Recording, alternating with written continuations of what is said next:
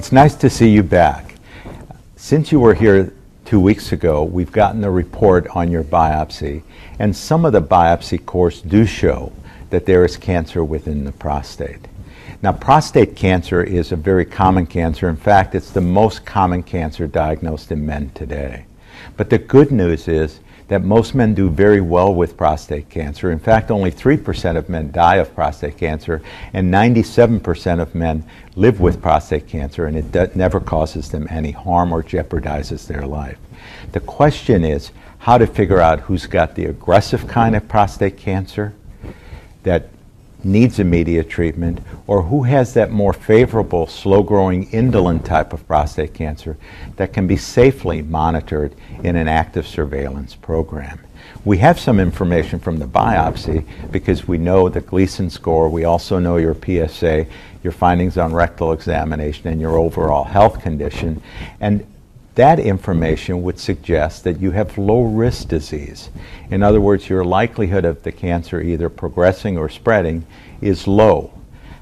The problem with these tools is that they're not accurate enough. There's lots of men who have low-risk disease who do well, but some men with low-risk disease actually have underlying tumor that behaves much more aggressively.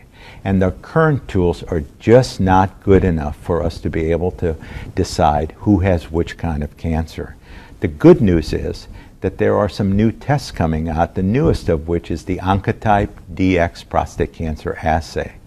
This is a genomic test run on your biopsy tissue, so you don't require any additional testing. Your biopsy tissue is examined to look at the biology of the underlying tumor.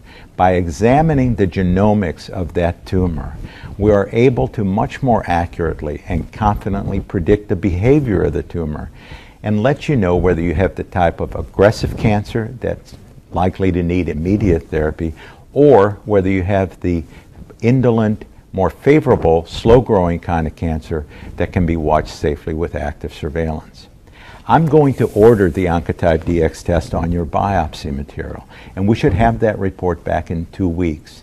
I'd like to see you back at that time, and we'll go over in detail about the report and how it affects treatment decisions. But in the meantime, I'd like you to take this booklet. It has a lot of information about the tests that we're doing as well as prostate cancer, and we'll discuss this and answer any questions when we see you back in 2 weeks.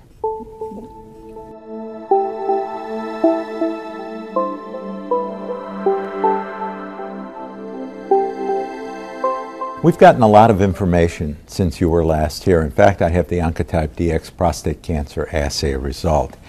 As you remember, based on the Gleason score and the PSA and the clinical findings, I felt that you had low-risk prostate cancer.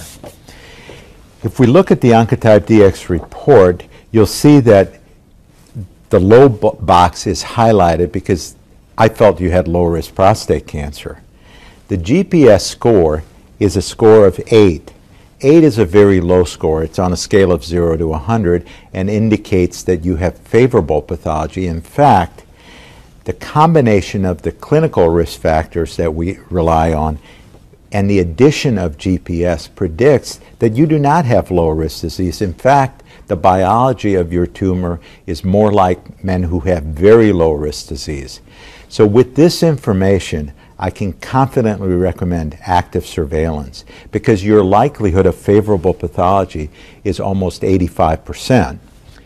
Active surveillance is a program where we monitor your cancer very closely.